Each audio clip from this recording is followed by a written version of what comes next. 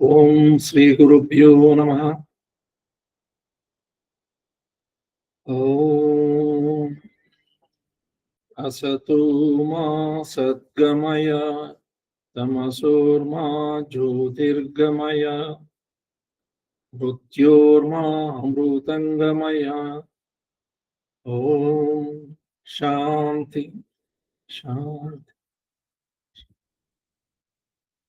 O Lord, lead us from unreal to reality. Lead us from darkness of ignorance to light of wisdom. Lead us from death to immortality. Om, peace, peace, peace. In the last 3 sessions, we have been trying to understand Vedanta from the perspective of we as humans. Vedanta deals with the Jiva, Jagat, Ishvara. That means individual, the world, and the creator. In this, in the last 3 days, we have been focusing mainly on the individual, the Jiva, you, me, everybody.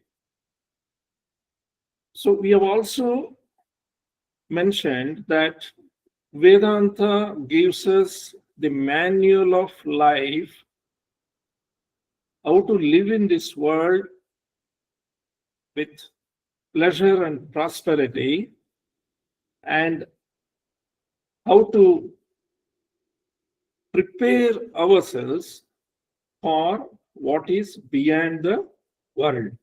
If there is something beyond the world, means it is a manual of life, and also it explains the unknown God. So we have been again focusing on the first portion, the manual of life, how to live here. So we said, let us understand who am I first, in the perspective of how we are seeing as it is, not from Adhyatmic angle. When Ramana Maharshi says, who am I, you explore. Anybody going to Ramana Maharshi asking any kind of a problem, you would ask, who is having this problem? Go and explore first, who is that? So that is a spiritual level of understanding who am I. But we are all stuck with what we know as I myself, the individual. So we have been focusing on the Stula Sharira and Sukshma Sharira as we have studied in the last 3 sessions. And we also said the Buddhi is the greatest faculty a human being is having, and one must understand what is this Buddhi and how it can handle, mold the mind to achieve whatever we want. So in the Shastras it says mind is very important, because that is the one which helps us to the spiritual enlightenment and also the best way of living here. So we also said there are senses which are taking us away, and to ensure our better life, we must develop the intellect, buddhi, to handle the mind. In case we don't handle the mind, we will be in trouble. So we have seen this chart.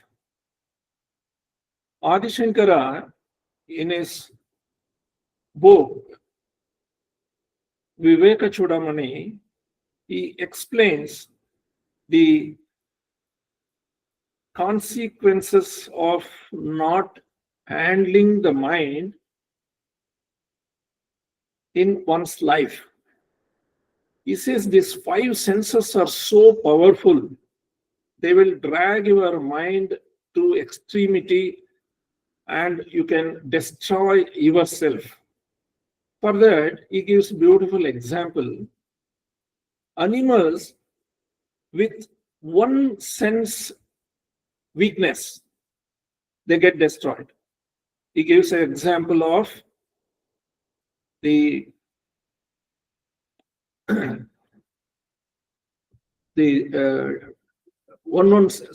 we have this senses. What are the sense attractions?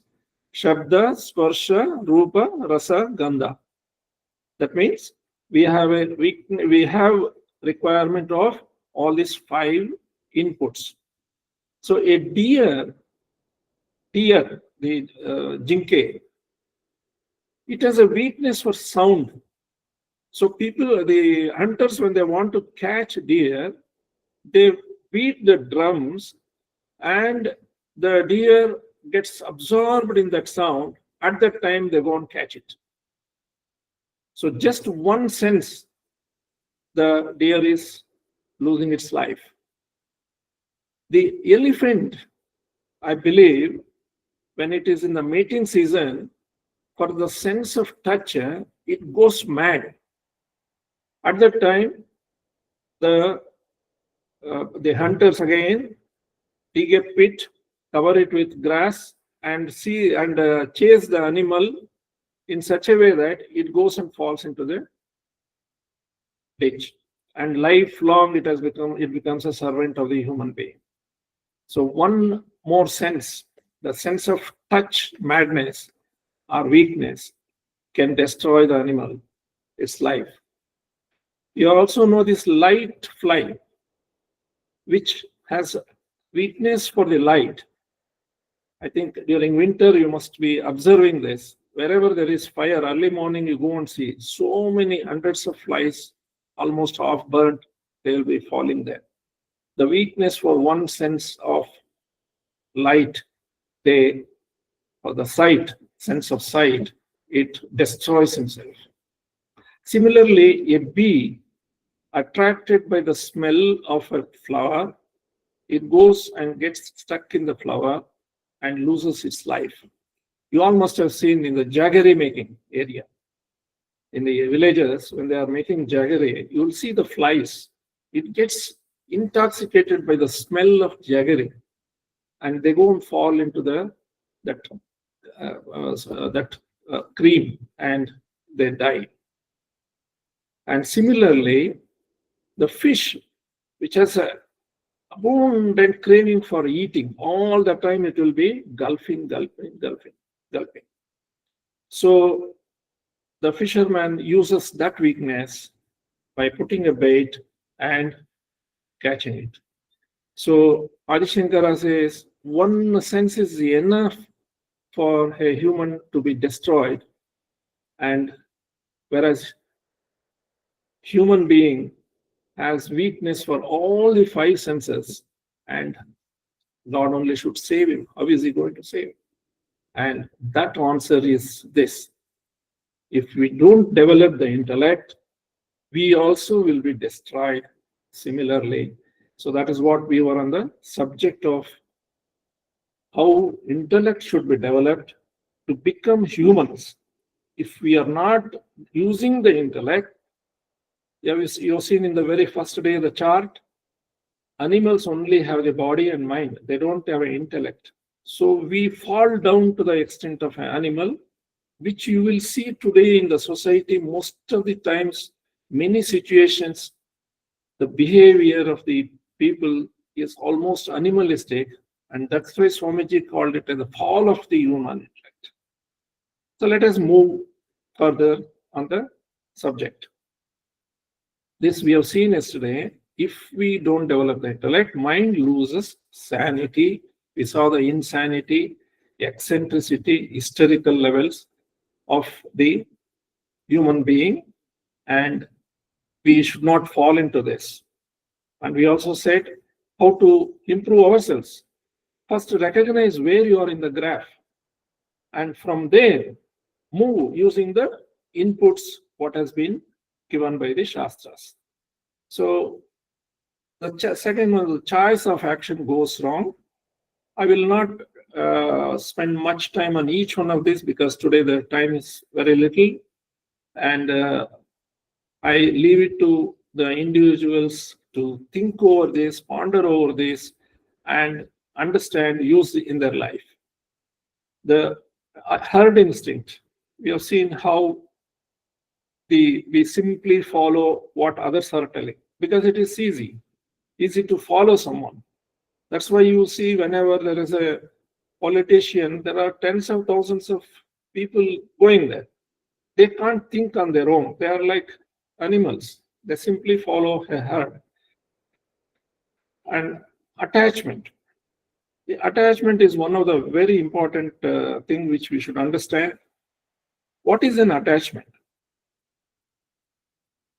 Anything we depend on for our happiness is an attachment.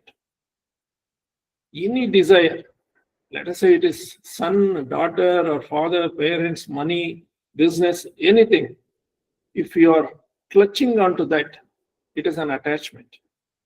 Then how should we leave all this? No, the scripture says no, that is not the answer. Like King Janaka was one of the best kings the Indian history can project. Whereas he was totally detached in any activity, but he was very capable in handling everything. He was called as a Raja Rishi. He was a sage, totally detached, and he was a king, very powerful, very daksha, very dexterous king. So this is what we should understand.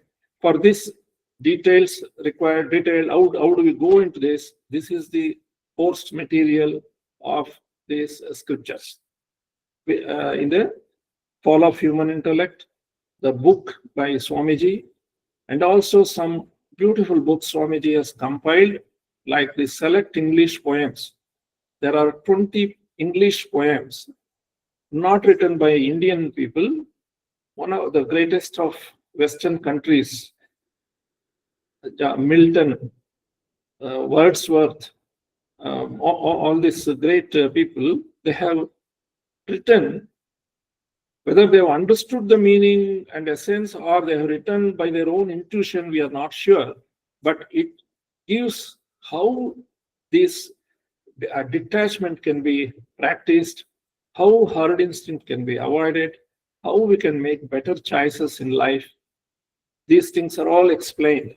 The ego, the complexes, all this can be understood in the commentaries in that Select English Poems book by Swamiji. It will be a great asset to have in every house for their children's sake, for their sake. Then develops ego and complexes.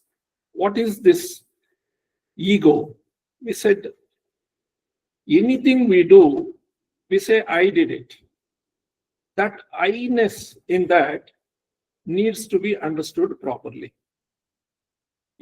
Anything, right now I am talking here, it is not just me alone. We discussed about the cooperative endeavor. Thousands of people have contributed to my sitting here and talking, and you people having the free time to make yourself free and come and attend to this. So we have to dissolve the ego. We are very nothing in this whole universe. So we just understand our swabhava and keep doing our job and not making a claim for anything. Everything happens through you. This is what is the understanding of ego. And complexes. I think this is no need for me to explain much. We have either inferiority complex or superiority complex. Why we have inferiority? Why we have superiority? Why not we maintain whatever we are? If there is a marriage, a person who doesn't have money also takes a taxi or a vehicle and goes and gets down in front of all the people. He must have come by a bus from far off, but to show that he is a little above himself, what is his level, he would like to show. And that is the inferiority complex trying to project as superior. Similarly, superiority complex. You have many things and you want to show it to others. This is called damba in Bhagavad Gita. That showing what you have to others with an intention of increasing your own value in the market or in the eyes of others. That is a superiority complex. We don't need to have these complexes. A person who is having these complexes will always be dukhi. Dukhi means sorrowful. The reason is the world, even though in front of him recognizes, at the back of him, they will talk negatively. They don't recognize this quality of damba as a good quality. So we must analyze this also in depth. This is presented in the book Fall of Human Intellect. And the effect on religion and fanaticism. See, we do not understand what is religion. The meaning of religion is the original Latin word religare. That means to unite back. To unite back, or yoga. Yoga is also means to unite back. What is this yoga or religion? Which unite back where? So the scriptures tell you that you are not what you are right now, what you are claiming to be. You are nothing but the consciousness, the God principle itself. So to get back to that, what are all the items, what are all the things you should follow? Maybe japa, tapa, or whatever the scriptures are prescribing, religious practices. It is to move you from where you are to more purity in your heart, in your mind. Why we are not able to think of God? Because we have too many desires. So the religion helps you to reduce the desires. This is called this chitta shuddhi. Chitta means mind. Shuddhi means purifying the mind. What is wrong with the mind? Why it is not shuddhi now? Why it is not clean? Because we have desires, too many desires. So when the religion will help us to reduce these desires and make you move towards the God. If you don't have for this also you need an intellect. Buddhi should tell, there is something black patch on me. I must clean this. If it doesn't have the intellect, it turns into fanaticism, telling that my God alone is great, no other God is acceptable, my method only is correct, others are wrong. That kind of fanaticism will lead to, which is very, very dangerous, and you are all seeing what is happening in the world because of this. So moving to when you don't have the intellect, it creates errors in our judgment in our day-to-day life. We'll just see a few of these errors quickly. See, we wrongly understand what is freedom and what is bondage. Freedom means we think a country has become free. I'm in a free country, so that is freedom. In the scriptures, the understanding of freedom is: are you free really to have peace in you? How many things you depend upon for your freedom, for your peaceful living? That dependence, if it is there, you are not free. Any dependence. When Alexander came to India, I believe His mother told him, when you, by chance you go to India, you bring one sadhu. I believe there are plenty of sadhus in India. Are you all there? Am I talking to the plain screen? Yes, yes, sir. Yes, sir, yes, sir, we are around. Very nice. So Alexander, when he was about to return to the Babylonia, his place, he asked one of his commanders, "Go and get one sadhu fellow. Let us carry him to the back. My mother wants." So the commander goes and encounters a sadhu lying on a beach, and he doesn't have except anything his lime cloth. And he says, "You come, my master wants you." He says, he refuses, and he gives all kinds of, he offers him, good ashram in his place, and all those whatever is required in the available in this world, he offers. He refuses. He says, "I got everything. I don't need anything," and he doesn't have anything. He's lying on the beach, on the sand. Then finally, Alexander himself comes. Then he same thing repeats. And the sadhu was very calm. He has nothing to do. He says, "I don't need anything. I don't need. Why are you wasting your time here?" So he gets angry. Alexander gets angry.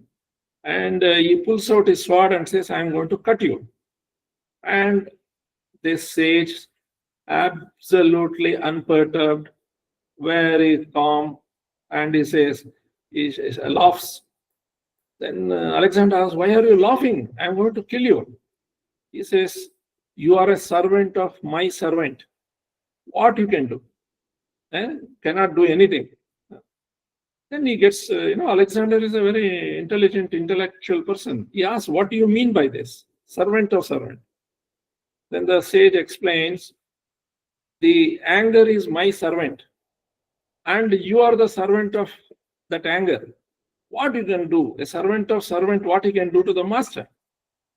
So finally, people come and tell him not to trouble him.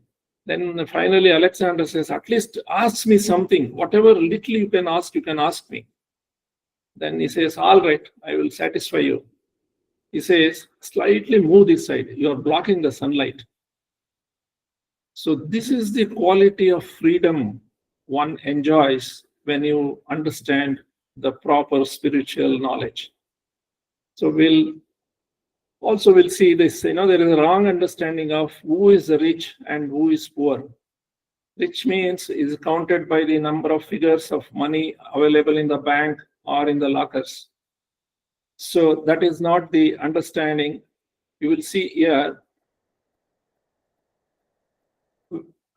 Are you able to read this? Someone can read this?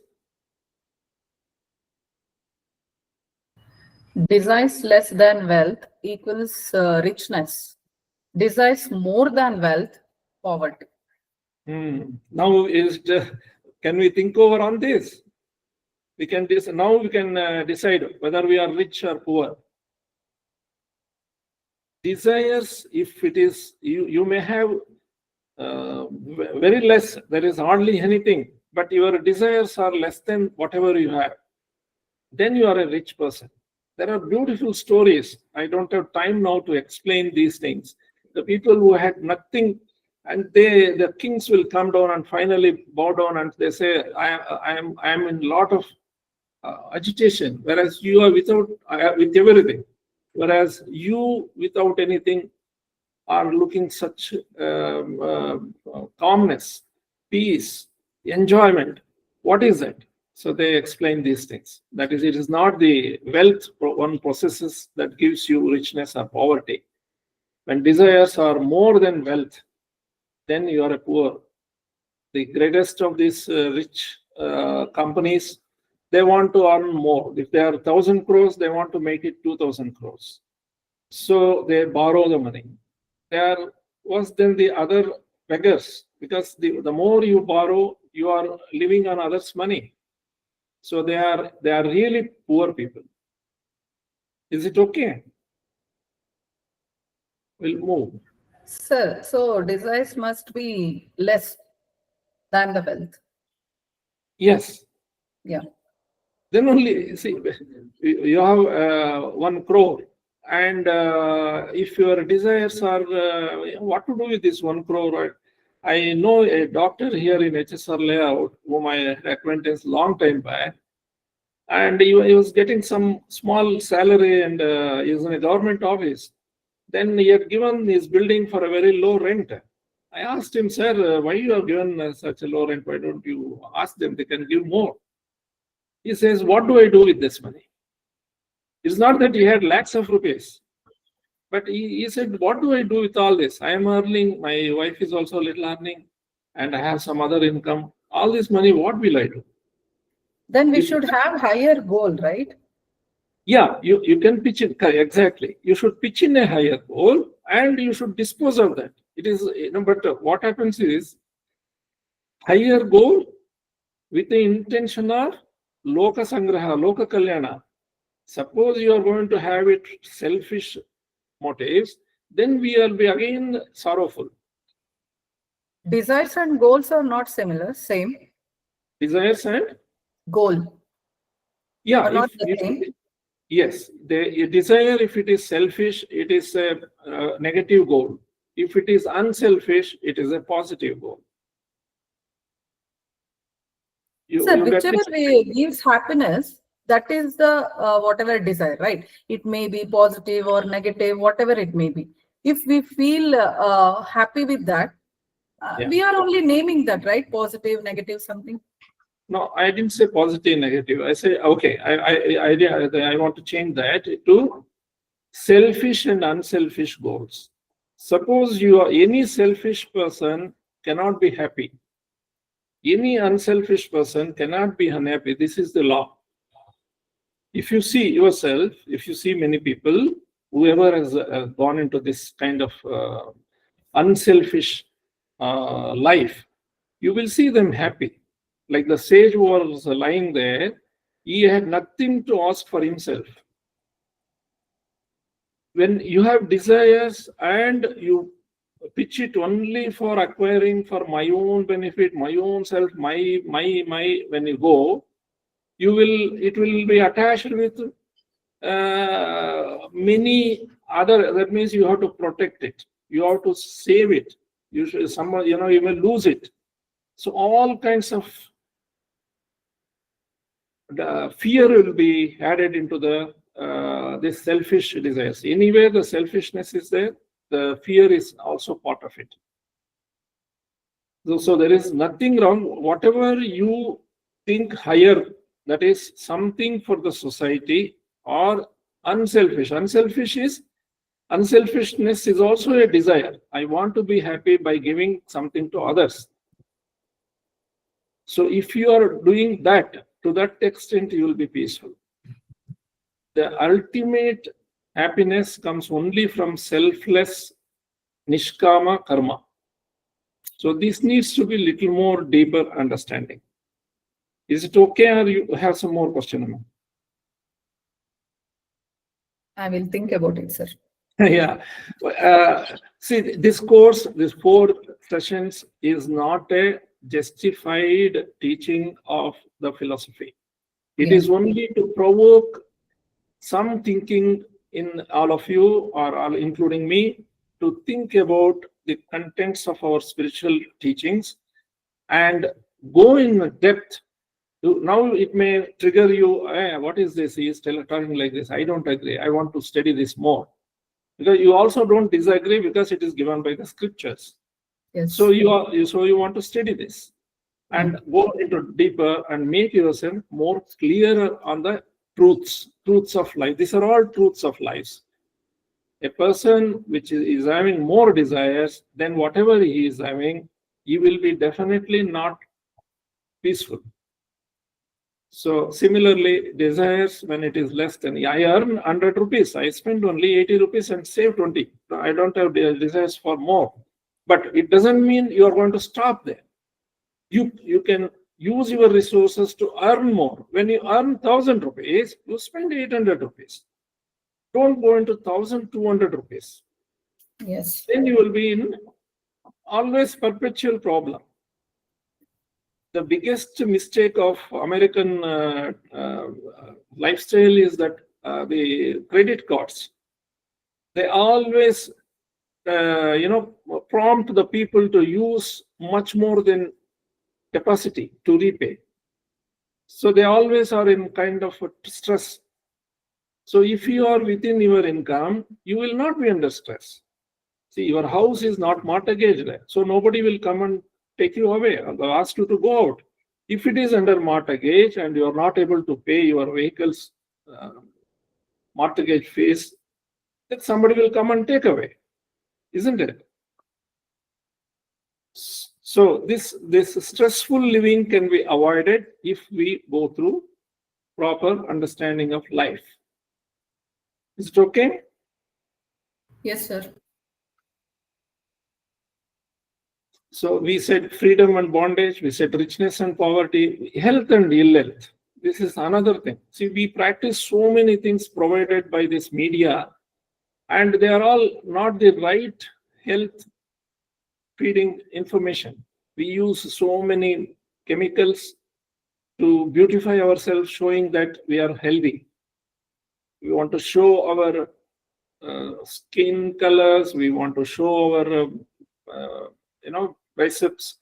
Some of this, what is this? The muscle. What is it called? That there are,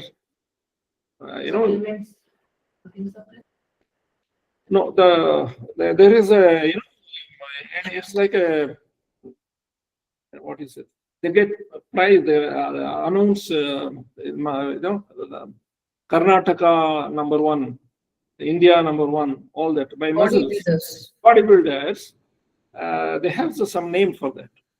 But you see, after a certain age, if you look into their age, what happened after, let us say, 40 years or 50 years, see, the focus is on one direction, one body only.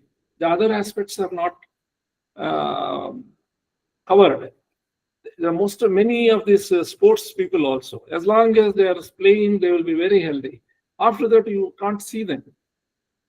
So they don't understand what is health and what is ill health. Then love and attachment. This is one of the major wrong understandings in our life. I think we will spend little time on this. You see, the definition of love is, whatever attachment you are telling, I am attached to my son, my wife, my daughter, my business. If it is removed from, the desires are removed from the attachment, that is actually the real love. If I am telling I am loving my son, why I am loving? There is a desire configured into the system, and that is why you are attached. This formula is one of the very important formula for us to study, go deeper into that, and try to see how we can remove the desire aspect. It's very difficult. The desire aspect from our attachment to the people around us, particularly the children. Because of the attachment, because of the desires, the attachment gets polluted. And this covers our thinking, and we do such actions with our children which are detrimental to the children. So we need to find out what is that desires which are making us to attach to anything we have. I think you will have a lot of questions on this. Yes, I will add one more to this. Love plus desires plus fear equals attachment here. Yeah. Added fear. See, the moment these desires are nothing but fear only. Because when you don't achieve what you need, automatically the fear starts. And not only after not achieving, much before the achieving only, what will happen? Anxiety. We studied, what is mind's quality, worries for the past and the anxiety for the future. Those are part of the desires, and we will be in trouble all the time. So kindly take this book, Fall of Human Intellect, study that. And I also going to announce now after this what we are planning to. So in case you people are interested, you can join. Yeah? We'll finish this. Few more tips are there. See, continuing this love, Oliver Goldsmith says, can somebody read it? Love is unseen on earth or only found to warm the turtle's nest. Yes. So what does it mean? What is he trying to tell? There is no love anywhere on the earth. That's what he says. Everything is tainted by this attachment and desires. So he says only, what is this turtle's nest? There, how is it love is found? I believe this tortoise, Ame, they come to the shore from far off, hundreds of kilometers away. They come to the shore, they lay the eggs, cover them with sand, and I believe they return back and they will never come back to see what happened to my egg and my children. So he says, the love should be that do your duty towards what you are supposed to do and just forget the rest. We are supposed to do our duty and not think about it. Or is it good, bad, and what I am getting, what I am not getting. We saw that, no? Karma yoga. You are not, when you are doing the action, you are not worried about what happens and what is the result. So this is what he says. And Swami Ramatirtha says, iron and gold can buy iron and gold. What does it mean? So any amount of wealth I have, I cannot buy intelligence, knowledge, wisdom. I cannot buy emotions. You know, there are many people, particularly in the marriage, this thing always make a big mistake in matching the girl and the boy based on the wealth they are having. But they never understand that this cannot help the emotional aspect of the relationship and intellectual aspect of the relationship. You all agree?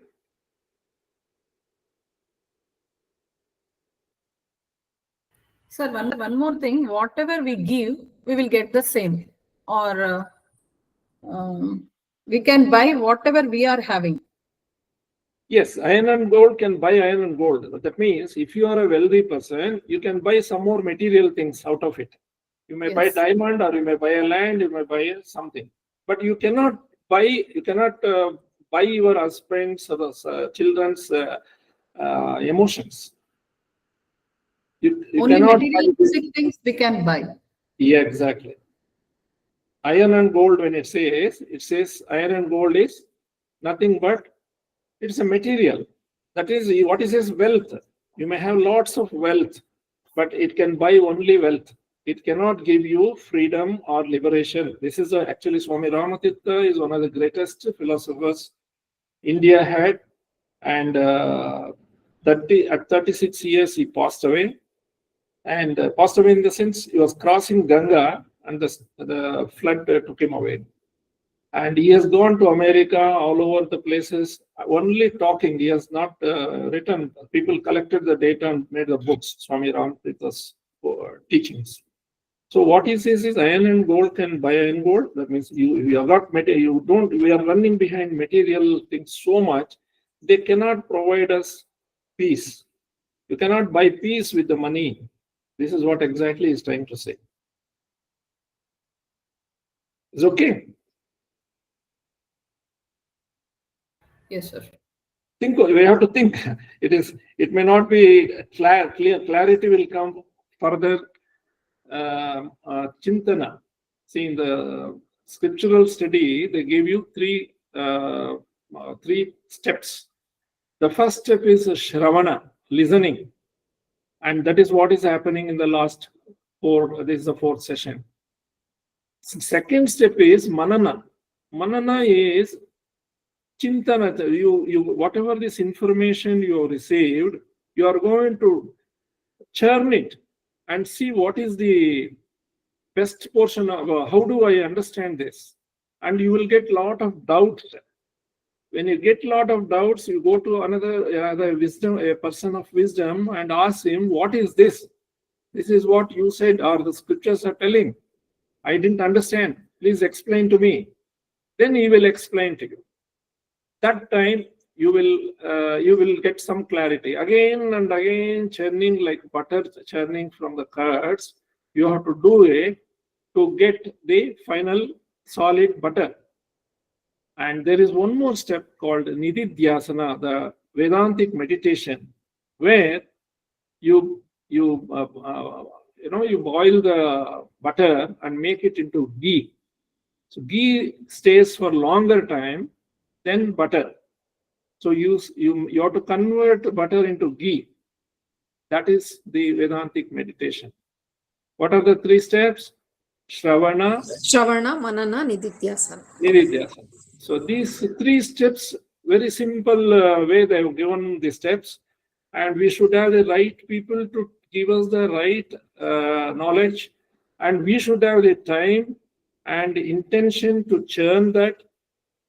In the first step, 100% it is the teachers or the books that are giving Shravana, you are telling, and you are listening only. In the second step, it is both teacher and the student. The student has to do a lot of manana and come back again, clarify the doubts. And once all the clarifications are taken, then there is no role of the guru. It is a shishya, disciple has to further. See, it is like you take the food inside. Until taking the food, it is your job. After that, the Nididhyasana has to be done by your system. Similarly, you have to do the Nididhyasana by contemplation. So that is the ultimate position in a spiritual journey. So similarly, I think now we are going to the knowledge. We have said all this. And abstinence and enjoyment. So this is excessive exposure to enjoyment. It makes, it reduces the pleasure. So it is like, if you eat one mango, you will be enjoying in the mango season, first mango, it will be so nice. You eat the second, less enjoyment. You third, fourth. Suppose I ask you to eat 6th mango at the same time and the same day, it will be disastrous. You will not, it will not be pleasure, it will be pain. So what it says is, more you contact the sense objects, you will get less pleasure. First time a person goes to a bar and starts drinking, you will have maximum pleasure. Then after 2 months, you find the quota has become double. After 1 year, he needs the entire bottle to give him a little kick. So this is how the abstinence, you abstain from things you really enjoy. If you have over exposure, then you will not be enjoying. This is what is it. So we have seen all this. Then again in mundane and spiritual. So we have a lot of errors. Like, we do so many rituals and other things without even asking a question. We must inquire, what is this?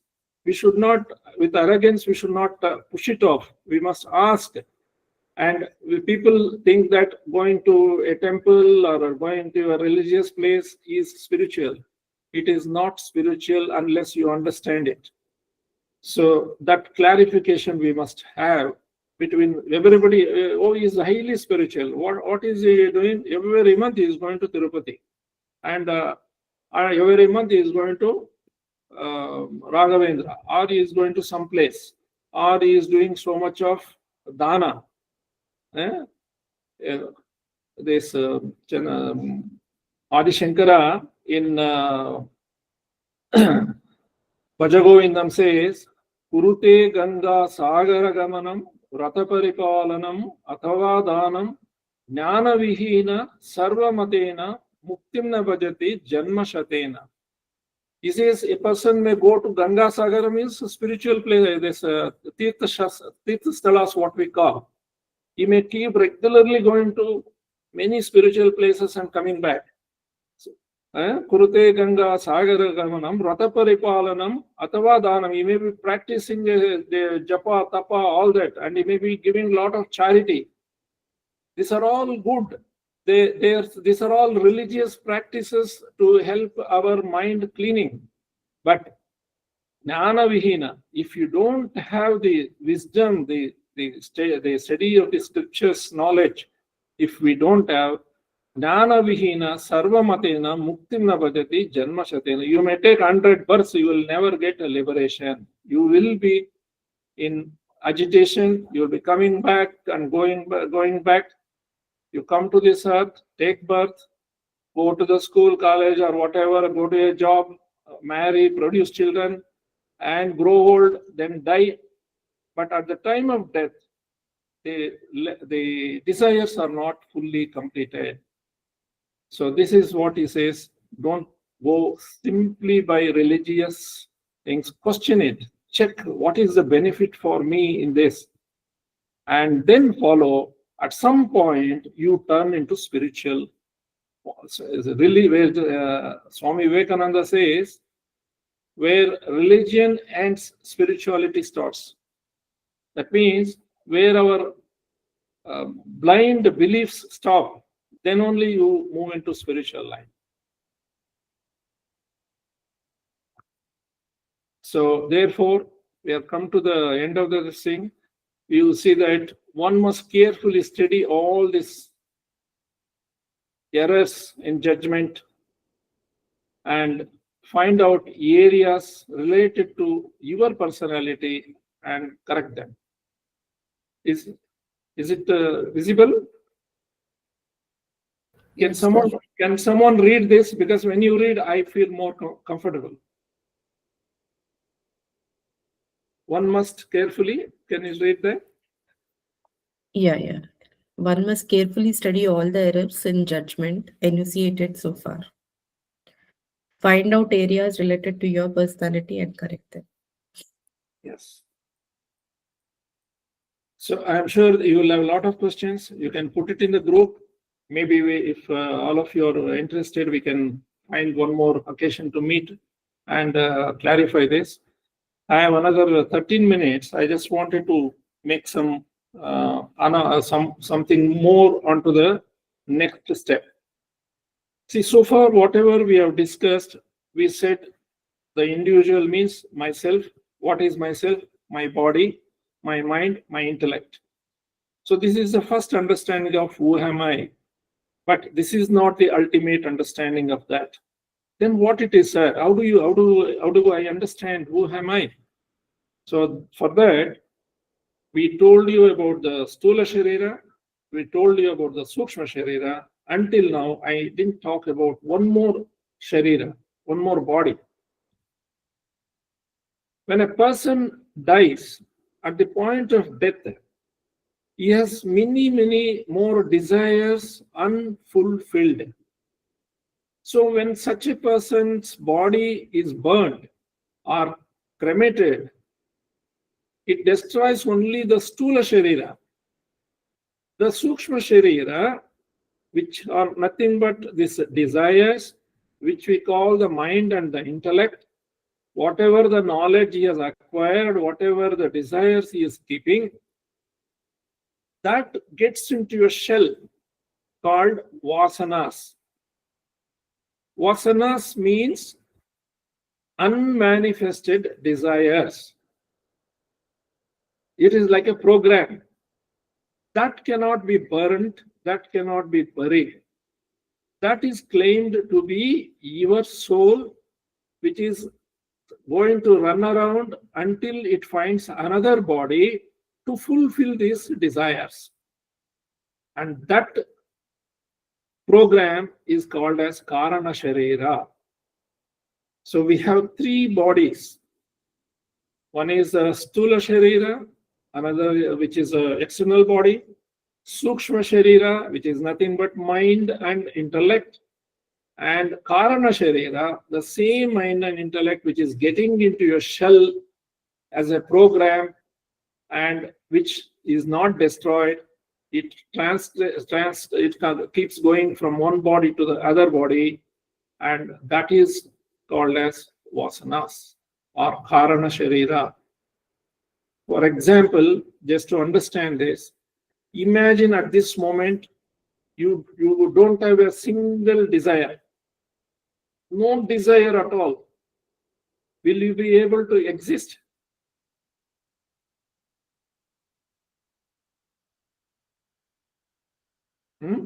I think everybody gets No. stunned. Are we able to exist? So, what our Shastras say is, your seed, any baby which is taking birth, its seed is its own desires, pending desires. And when it comes back here again, it starts decimating those desires and acquiring new desires. It's like a bank account. They come with some positive and some negative, or we call it as papa and punya. I'm a little scared of introducing the words because understanding of that needs to be thorough. When I say positive and negative, immediately the understanding goes somewhere.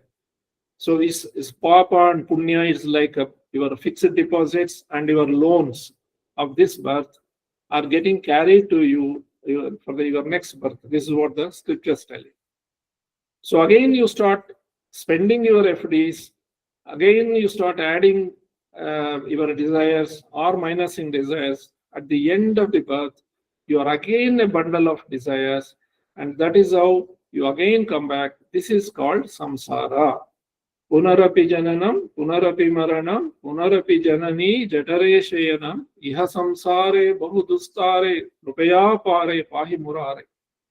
Bhaja govindam, bhaja govindam, govindam bhaja mudamate. So, until we get fed up of these things, at some point of time, we notice that what is this? This balance sheet is not correct.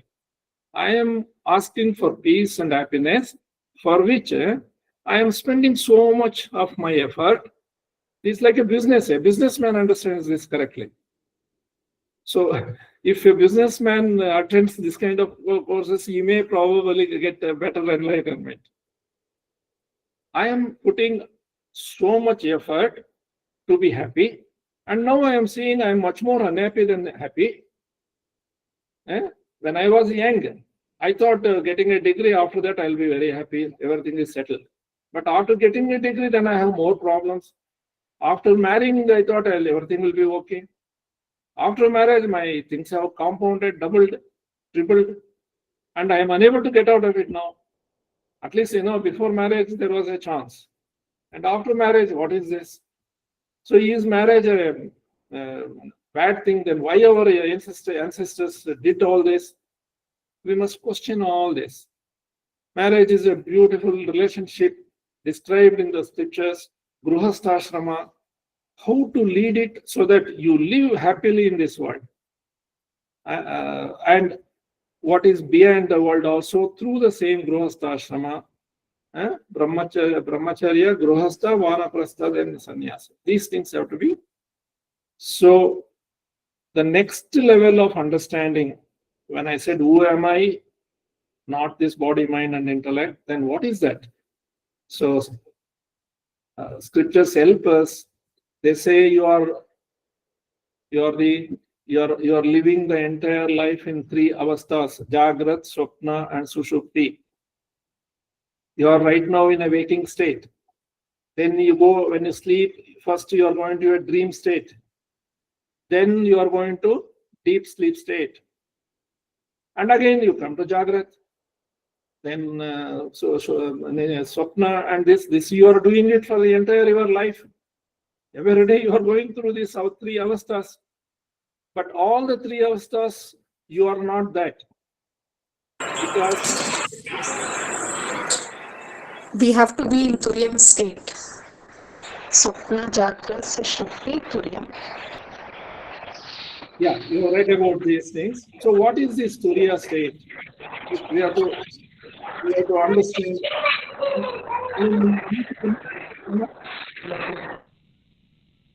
Yeah. So what is this Turiya state? I'm not giving the answer because this forum ends now with the body mind, so the Stula Sharira, Sukshma Sharira, introduction to Karana Sharira. I've done it. Now, behind this, what is this Karana Sharira? How does it operate within this? Who is operating it? The Turiya, you said, no, it's good. I think you're sharing something on the scriptures. So, what is the Turiya state? And again, it says we are Pancha Koshas made up of 5 koshas: Annamaya Kosha, Pranamaya Kosha, Manomaya Kosha, Vijnanamaya Kosha, and Anandamaya Kosha. What are all these? Yes. So, relating of Stula Sukshma Karana to these 5 Panchakoshas and how this Stula Sukshma Karanas operate in Jagrat Swapna Sushupti, all these things are studied in the next Who Am I, which is the ultimate Who Am I.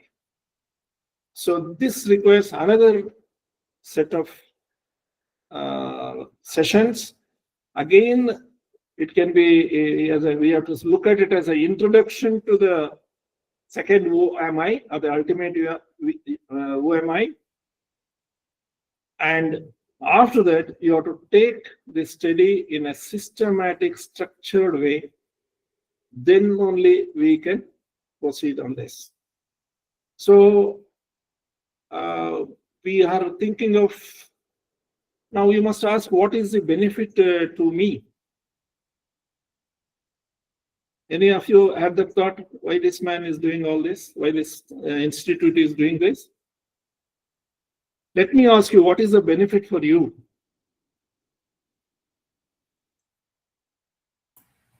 We are getting many answers for our questions. So it's really enlightening. Yes. Life's questions, which we are having various doubts, we get clarity on this. That's what you want to say. Yes. So what is the benefit for me? Anybody does anything without a benefit? For you, sir, it will be the selfless attitude. I think, Uncle, self-satisfaction of letting people know that It few is my enlightening things. it is my Guru Dakshina. I think you all know I'm a businessman. I run an industry, and at some point of time, I got all these kind of questions, unanswered questions. So when I went through the various places, various wise people, sages, when I met and talked to them, I got some answers. And ultimately, when I met Swami Parthasarthy and his studies, I got the right answers. And it helped me. And I just want to pay back my Guru Dakshina to this society. Whatever this can help, I think that would be a great payback for me, to my Guru. So you all must also think about this and also see who all can be benefited in this. You can spread this to others. And we have a place here, Satsang Bhavan. Whoever is nearby, convenient to you, you should come here, understand little more. We have books, study center is there, and you can study them. And main thing is, unexamined life is not worth living. You must remember what Socrates has said. We must examine our own life and see what is causing my agitations. See, agitation is papa. Peace is punya. If I am agitated, that means it is some sin is there, some papa is there. If I am peaceful, yes, you are having the. See, this definitions will come in the next studies. Very clear, we will have an understanding of all the spiritual parameters or the words. There is a book called Tattva Bodha.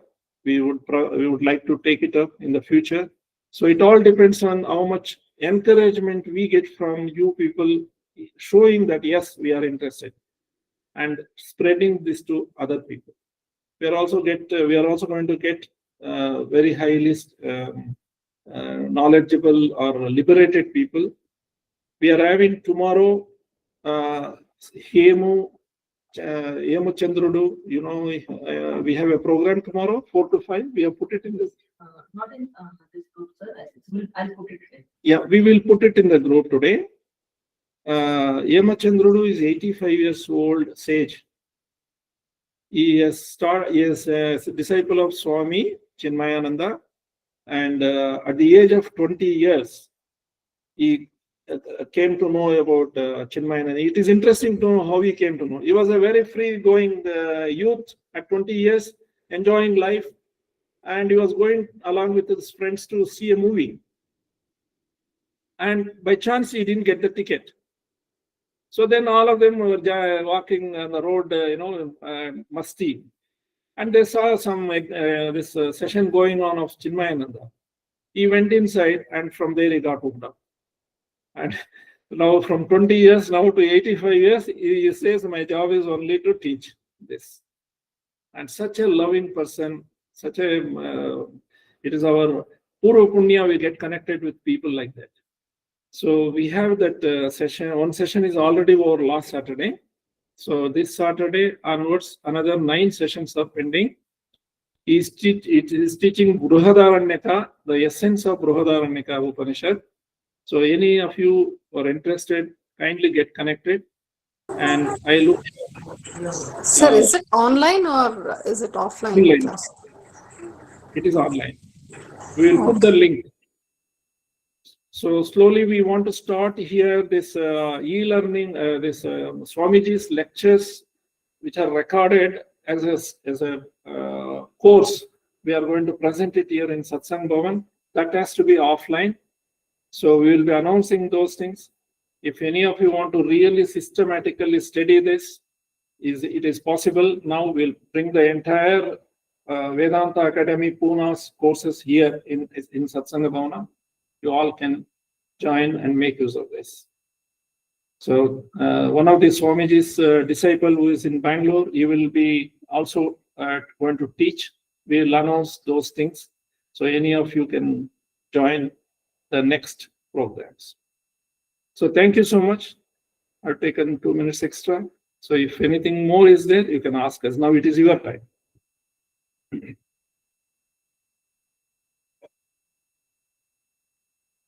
Sir, can you mute yourself? Namaste, sir. I would like to ask a quick question, like how can, as a parent, we can develop intellect in our children? Because they are not ready to listen to us very promptly. If as we are able to listen this wisdom speech, we are trying to learn the values. But the same thing, Correct. how we can pass on the children, because Yeah, it's a big challenge. So if one-to-one we tell as parents, they normally don't listen these days. So we as parents have to do some extra effort. You can, one of the thoughts I'm having, which I'm trying to do here, is the parents to gather together, put about 5-6 of children as a one together, and some external person will come and tell some stories. Because they can't understand all this mind intellect. If you explain to them, they switch off themselves.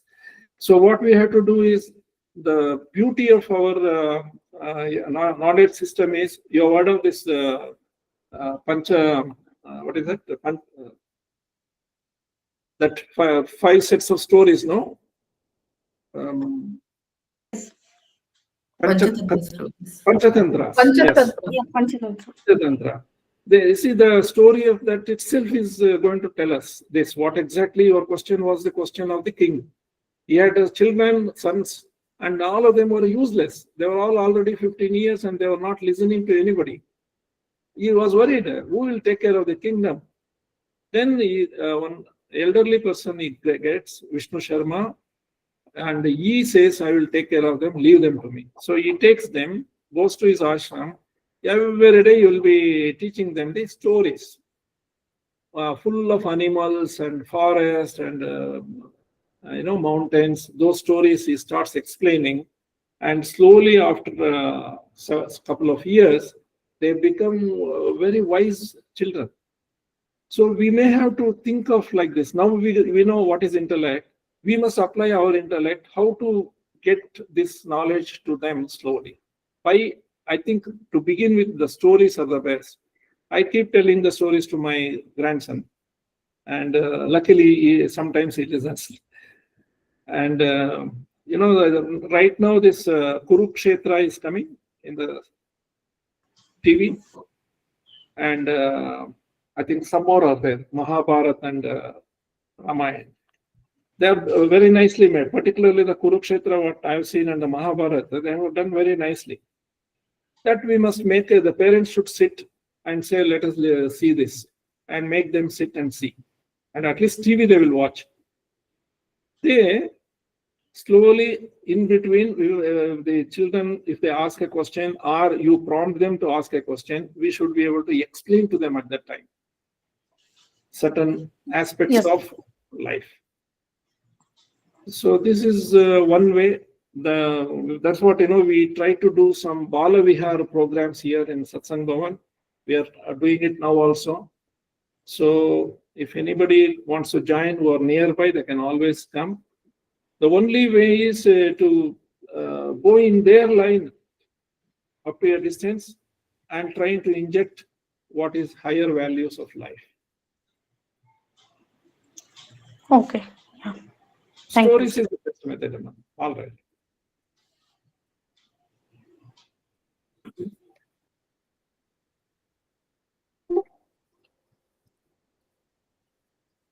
It's not going further.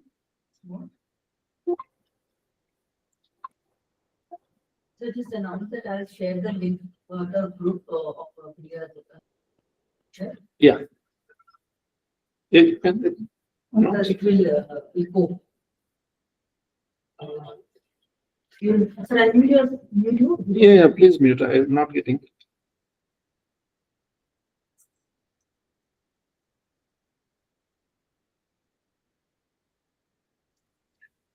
Ria will, I think they can't hear now. You're muted. Eh? No, Ria is the coordinator here in our center. So for anything, you can be in touch with her, and she is going to make few announcements. I shared the link. Am I audible? Can anyone of you confirm? Yes. Yes. I've shared the details in the group, and I'll also be sharing the group link to the Upanishad. So if you are interested, you can join. The classes will be on every Saturday. There are 10 classes, and it is going to be held all night itself. 4:30 to 5:30 p.m. every Saturday. Please join 5 minutes, 10 Yeah, minutes. please join 10 minutes early. So that and the next session, the session for tomorrow is very important. Please try to join in.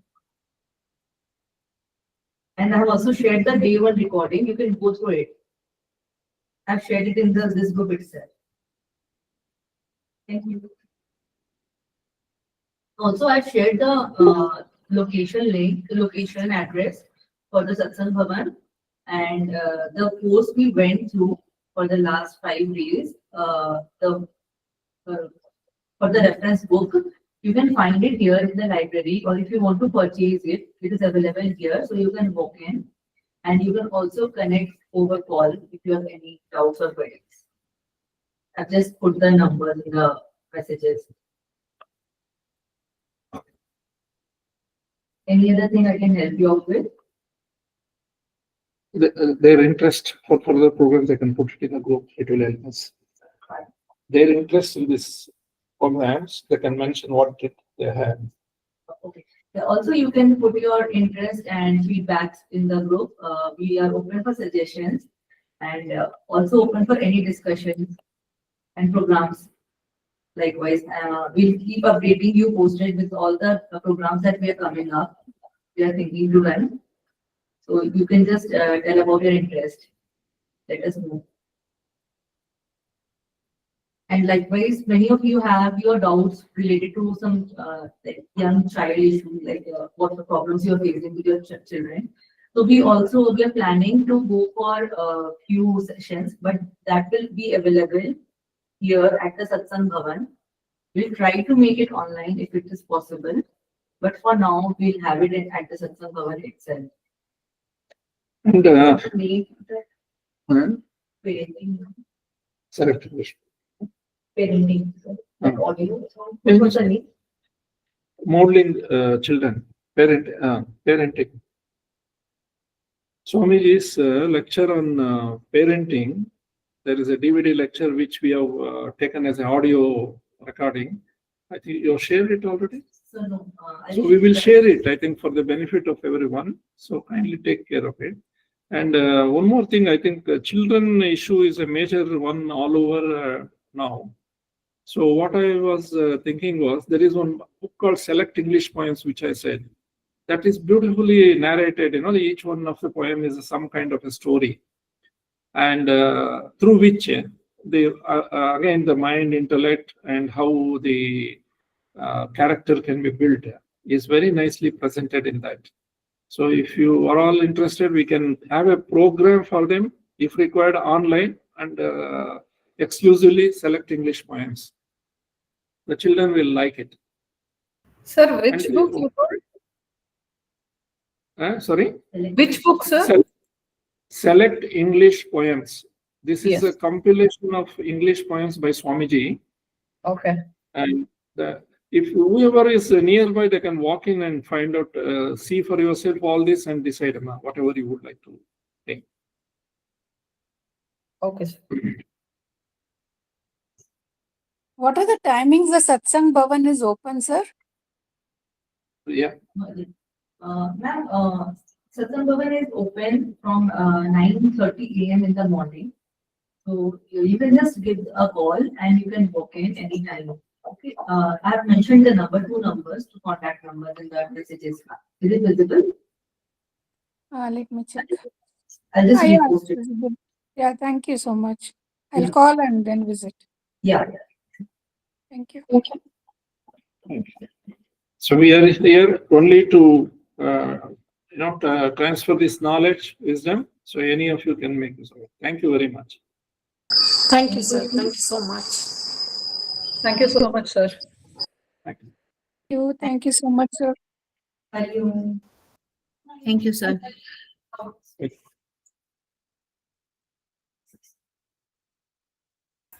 Thanks, Uncle. It was a very nice session for 4 days.